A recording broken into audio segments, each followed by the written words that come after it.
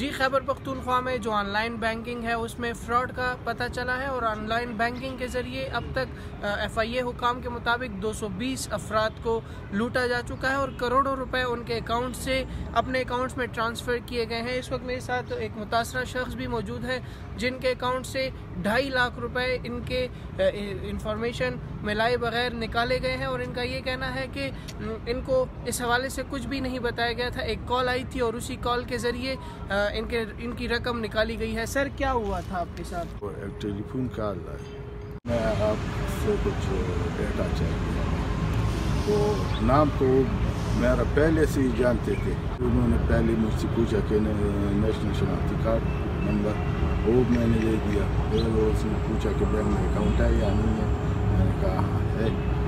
तो ATM इस्तेमाल करते हो या चेक? मैंने कहा ATM। कहते हैं आपके अलावा भी कोई और घर का फर्द ATM इस्तेमाल करते हैं? मैंने कहा नहीं सर। तो तकरीबन आधे घंटे बाद लाहौर से 042 कोड से एक टेलीफोन आया कि आपने किसी से बातें की, मैं डेटा दे दिया। मैंने कहा जी। उन्होंने कहा कि वो तो फ्रॉडिये थे और आप अपना जो है बैंक अकाउंट चेक कर लें कि कहीं पैसे तो नहीं निकाले। तो मैं अपने ब्रांच चला गया, वहाँ पे जब मैंने पता किया तो उन्होंने कहा कि आधा घंटा पहले 2.5 लाख रुपए आपके अकाउंट से निकल चुके।